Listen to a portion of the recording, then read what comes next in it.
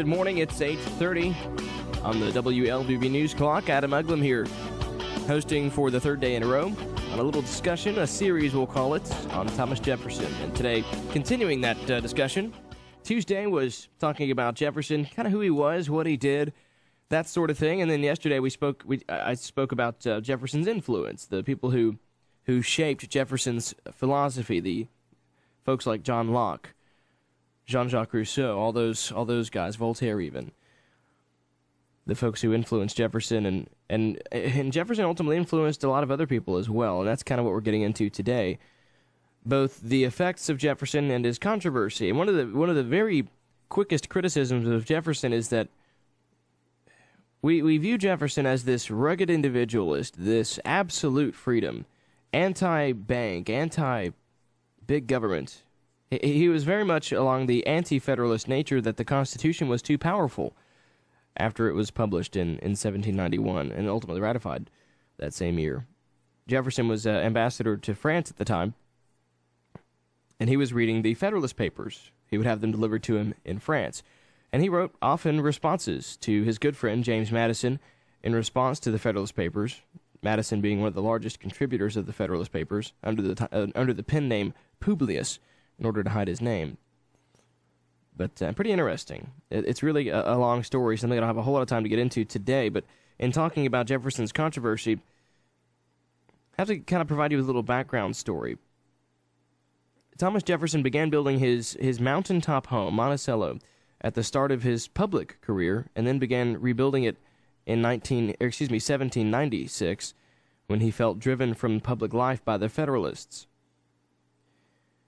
He added rooms for his near dozen grandchildren and completely remodeled the appearance of the place to reflect his more refined architectural tastes. He was quite the uppity guy, very snobby, perhaps you could even call it. Construction continued through to the end of his life, with many of his plans for the home still unrealized, yet Monticello has been called the most perfect work of American architecture and the most perfect reflection of the man who made it. Here's a quote from Thomas Jefferson. "The art of life is the art of avoiding pain, and the most effectual means of being secure against pain is to retire within ourselves and to suffice for our own happiness. Those which depend on ourselves are the only pleasures a wise man will count on, for nothing is ours which another may deprive us of. Hence the inestimable value of intellectual pleasures." At Monticello, Jefferson could live his philosophy to the fullest, pursuing happiness in his books, in his building schemes, his gardening and farming experiments, his collection of natural curiosities and fine art objects, devising clever inventions like a swivel chair and a set of self-opening doors that made everyday life more convenient. Here, too, he could pursue the pleasures of society, gathering his family around him, entertaining his wide circle of friends, and writing letters for hours each day to men and women throughout the United States and Europe.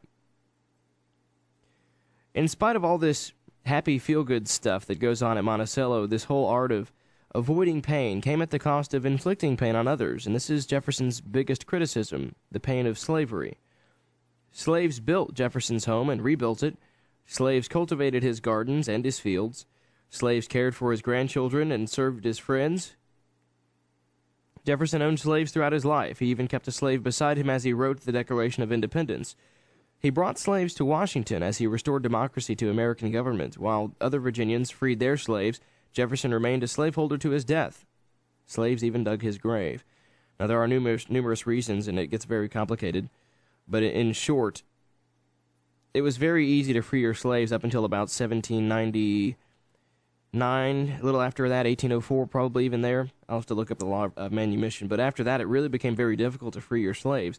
And Jefferson died extremely broke. The guy borrowed lots of money to rebuild his homes.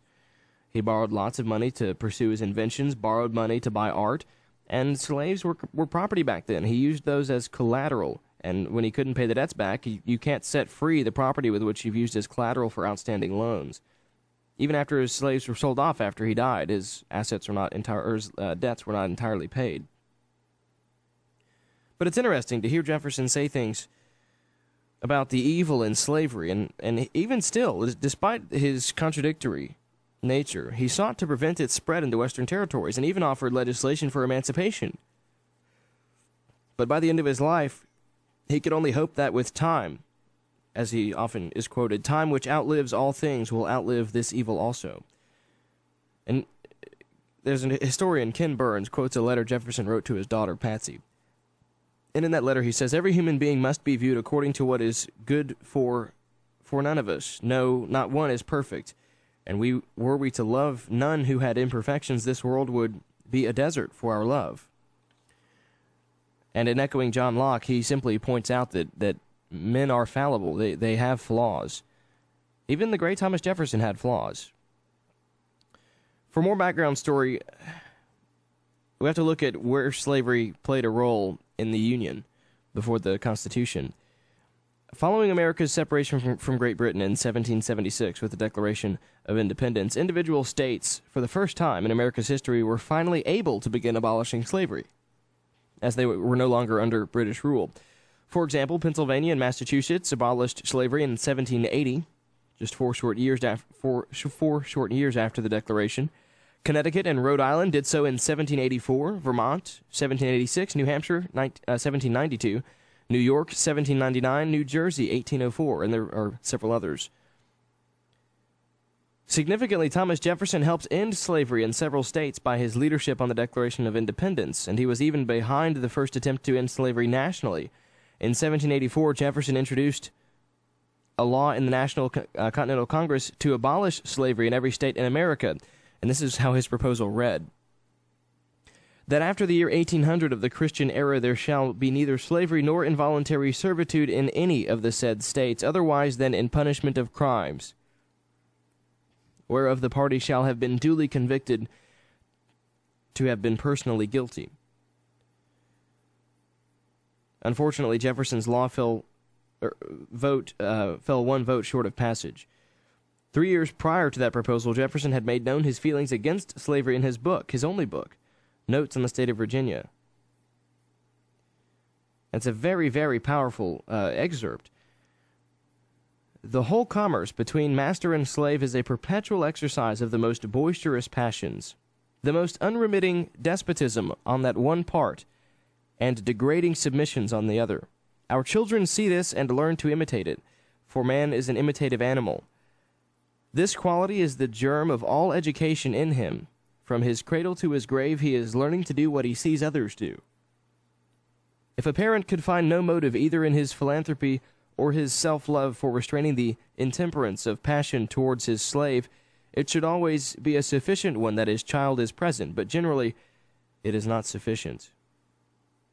The man must be a prodigy who can retain his manners and morals undepraved by such circumstances, and with that execration should the statesman be loaded who permits one half the citizens thus to trample on the rights of the other. And can the liberties of a nation be thought secure when we have removed their only firm basis, a conviction in the minds of the people that these liberties are of the gift of God, that they are not to be violated but with his wrath? Indeed, I tremble for my country when I reflect that God is just, that his justice cannot sleep forever. The Almighty has no attribute which can take side with us in such a contest. The way I hone is preparing under the auspices of heaven for a total emancipation." Now you see where Jefferson has this big problem with contradiction. Nearly 25 years later, Jefferson bemoaned that ending slavery had been a task even more difficult than he had imagined. In 1805, he lamented, "I have long since given up the expectation of any early provision for the extinguishment of slavery among us. While there are many virtuous men who would make any sacrifices to effect it, many equally virtuous persuade themselves either that the thing is not wrong or that it cannot be remedied." And there are several letters that Thomas Jefferson wrote that are very important in knowing Jefferson and where he stands on the issue. We'll be right back after the break. Tanner Health System provides us this opportunity, the community voice. Today's topic, Thomas Jefferson, in concluding 3 half-hour shows that don't nearly do the man justice. We'll be right back.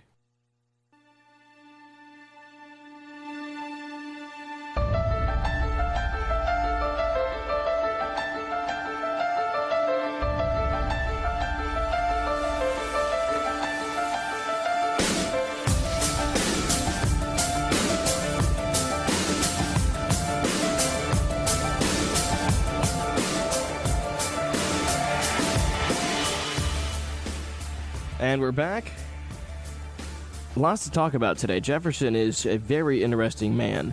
Thanks for tuning in. If you're just tuning in, that is the topic today, continuing a portion on Jefferson. I will have these programs available on my website in full length on libertariat.wordpress.com. I'll have all three uploaded today onto YouTube, and you can listen to them. There aren't videos, they're just pictures with sound. But you can listen to the shows if you'd like to get caught up or re-listen to them or share them with friends. I'll have those available on my website. Again, that's libertariat.wordpress.com. All right, so getting back to Jefferson and his powerful letters, and really reading Jefferson it's unlike reading any of the other founders. Honestly, it's easier to read than most. But let's go back to 1815. Jefferson wrote a letter to David Barrow, the author of a pamphlet against slavery. And in the letter he says this: "The particular subject of the pamphlet you enclosed me was one of early and tender consideration with me, and had I continued in the councils of my own state," he means the state legislatures, "it should never have been out of sight. The only practicable plan I could ever devise is stated under the 14th query of my notes on Virginia, and it is still the most sound in my judgment. Some progress is sensibly made in it, yet not so much as I had hoped and expected, but it will yield in time to temperate and steady pursuit, to the enlargement of the human mind, and its advancement in science. We are not in a world ungoverned by the laws and the power of a superior agent. Our efforts are in His hand and directed by it, and He will give them their effect in His own time. Where the disease is most deeply seated, there it will be slowest in eradication. In the northern states, it was merely superficial and easily corrected. In the southern, it is incorporated with the whole system and requires time, patience, and perseverance in the curative process. That it may finally be effected, and its progress hastened, will be the last and fondest prayer of him who now salutes you with respect and consideration." That's a letter from Jefferson to David Barrow.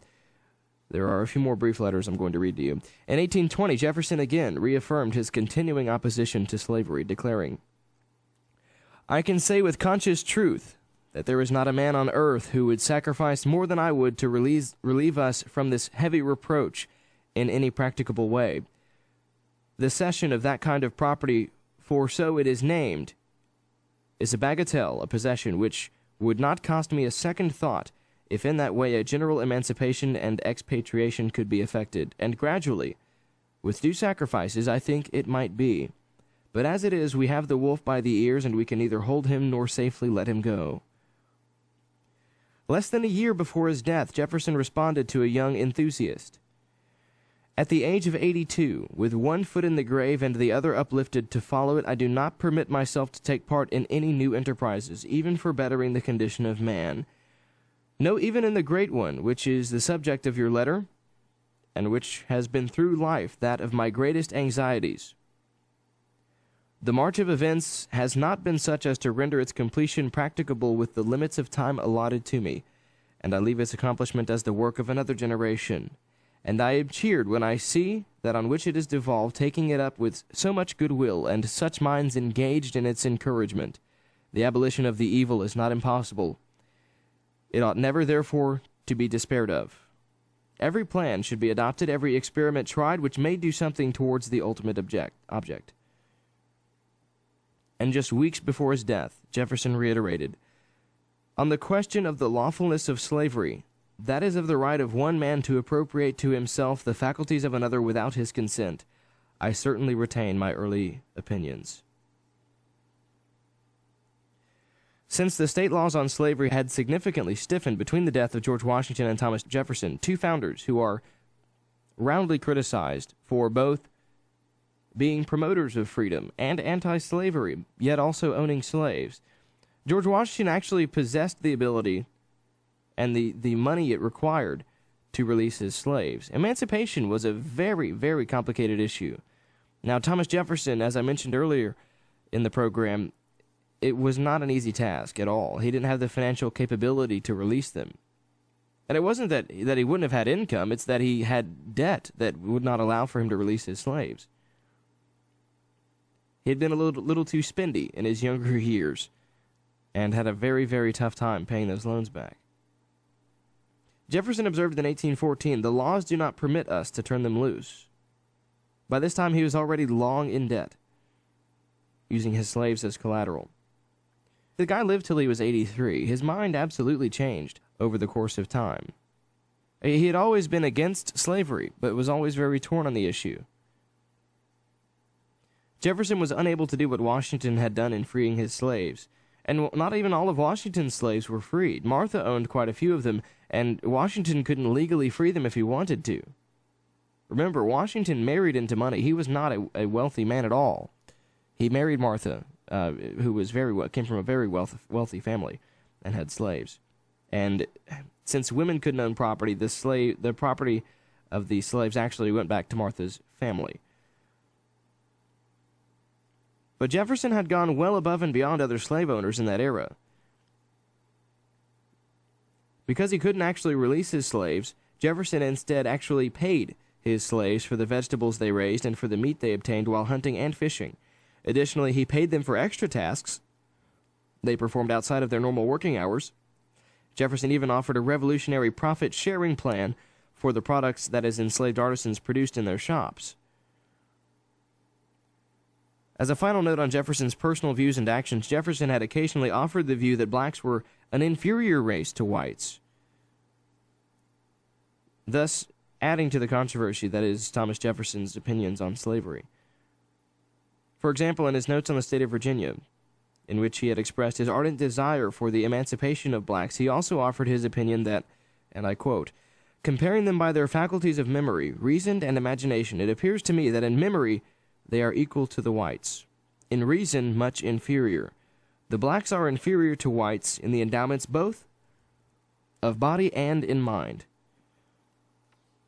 Which again adds to the very controversial nature of Jefferson's opinion on slavery. We'll come back with more on Jefferson. We have a couple of more letters and interesting little tidbits about the founders and slavery. There's so much to cover. It's such a complicated issue. It's really far more complicated than just saying Jefferson was a hypocrite. And I mean, Abraham Lincoln, who was responsible, largely responsible for the freedom of 95% of the blacks who were slaves at the time. He used Jefferson as his primary source. Without Jefferson, I doubt Lincoln would be so moved on this principle of natural law, natural rights, the emancipation of slaves. I mean, Jefferson was the beacon of principle that Lincoln held up in order to free the slaves, both in the Emancipation Proclamation and the 13th Amendment. The 13th, 14th, and 15th Amendment, by the way, were passed by those radical Republicans in the 1800s. If you didn't know, a little fact for you there. I'll be right back after the break with a little more, talking about the very controversial issue of Thomas Jefferson and his principles. I'm coming home, I'm coming home. Tell the world I'm coming home. Let the rain wash away all the pain of yesterday. I know my kingdom awaits, and they've forgiven my mistakes. I'm coming home. And we're back. About 8 minutes left in the program. And just a couple of things I'd like to leave you with before we go here. Again, if you're just tuning in, we're talking about, we're wrapping up, really, a discussion on Jefferson and really kind of getting into who he is and how interesting this man was and how brilliant Thomas Jefferson was. Now, before I left, I was mentioning how Jefferson, he lived until he was 83. In a time period where I'm sure the oldest people were 43 or 44 years old. So could you imagine being 83 years old? He and John Adams both died on the anniversary of the signing of the Declaration of Independence. Kind of spooky. So at the age of 77, you could really tell Jefferson's mind was beginning to change, especially on his earlier opinions that blacks were inferior to whites. And really, it's hard to fathom. It's really hard to portray, and probably impossible for any modern-day person to conceive what culture was like 200 years ago. So it all has to be taken with a grain of salt as well. He wrote a letter to Benjamin Banneker, a former slave distinguished for his scientific and mathematical talents. He's also the publisher of a very well-known almanac and one of the surveyors who laid out the city of Washington, D.C. And in this letter to Benjamin Banneker, Jefferson wrote, "I thank you sincerely for your letter and for the almanac it contained. Nobody wishes more than I do to see such proofs as you exhibit, that nature has given to our black brethren talents equal to those of the other colors of men. I have taken the liberty of sending your almanac to Monsieur de Condorcet, Secretary of the Academy of Sciences at Paris, and member of the Philanthropic Society, because I considered it as a document to which your color had a right for their justification against the doubts which have been entertained of them. In short, that's a fancy way of saying, you've really impressed me with your almanac, and you've really turned around the way I think about the capacity of blacks intellectually." Jefferson's views on the capacity of blacks were apparently not stridently held. Jefferson's actions to end slavery must be seen as even more remarkable. In spite of this, his efforts to achieve full freedom for a race he perhaps considered inferior indicate not only the sincerity of his belief that all men were indeed created equal, but also his abiding conviction expressed at the age of 77, only 5 years before his death, that nothing is more certainly written in the book of fate than that these people are to be free. While today both Washington and Jefferson are roundly condemned for owning of slaves, it is nevertheless true that they both laid the very first seeds for the abolition of slavery in the United States. There's one historian who summed it up quite well, and also John Quincy Adams in 1837 in a speech rounded about this argument of abolition. When the minds of thoughtful men thoroughly waken on the subject of human rights, shortly before the American Revolution, perhaps it was impossible not to reflect on the wrongs of the slaves, incomparably worse than those against which their masters had taken up arms. As the political institutions of the young Federation were remolded, so grave a matter as slavery could not be ignored. Virginia in 1772 voted an address to the king of the first draft of the Declaration, alleged this as one of the wrongs suffered at the hands of the British government, but his colleagues suppressed the clause. In 1778, Virginia forbade the importation of slaves into her ports. The next year, Jefferson proposed to the legislature an elaborate plan for gradual emancipation, but it failed of consideration. Maryland followed Virginia in forbidding the importation of slaves from Africa. Virginia in 1782 passed a law by which manumission of slaves, which before had required special legislative permission, might be given at the will of the master. For the next 10 years, manumission went on at the rate of 8,000 slaves per year. Jefferson planned nobly for the exclusion of slavery from the whole as yet unorganized domain of the nation as a measure which would have belted the slave states with free territory and so worked toward universal freedom. The sentiment of the time gave success to half of his plan. His proposal in the Ordinance of 1784 missed success by one vote of a single state. Significantly, it was the efforts of both Washington and Jefferson, and especially the documents which Jefferson had written, that were so heavily relied upon by later abolitionists such as John Quincy Adams, Daniel Webster, and, as I mentioned earlier, Abraham Lincoln, in their efforts to end slavery. John Quincy Adams called the hellhound of abolition for his extensive endeavors against that institution, regularly invoked the efforts of the Virginia Patriots. He particularly used Jefferson to justify his own crusade against slavery. So, in spite of what you may hear about Jefferson, remember that abolitionists probably valued Jefferson more than anyone else in their arguments against slavery. In a speech in 1837, John Quincy Adams declared, "The inconsistency of the institution of domestic slavery with the principles of the Declaration of Independence was seen and lamented by all the Southern patriots of the Revolution, by no one with deeper and more unalterable conviction than by the author of the Declaration himself. No charge of insincerity or hypocrisy can be fairly laid to their charge. Never from the lips was heard one syllable of attempt to justify the institution of slavery. They universally considered it as a reproach fastened upon them by the unnatural stepmother country, Great Britain. And they saw that, before the principles of the Declaration of Independence, slavery, in common with every other mode of oppression, was destined sooner or later to be banished from the earth. Such was the undoubting conviction of Jefferson to his dying day. In the memoir of his life, written at the age of 77, he gave to his countrymen the solemn and emphatic warning that the day was not distant when they must hear and adopt the general emancipation of their slaves.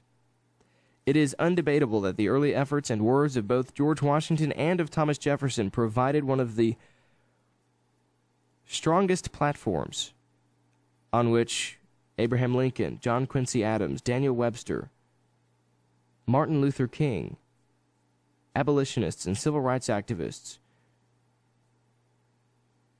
would erect their arguments. I leave you with it being very difficult to understand the culture of America 2 centuries ago. It is nevertheless true that both Washington and Jefferson were very influential in slowly turning that culture in a direction which generations later eventually secured equal civil rights for all Americans regardless of their color.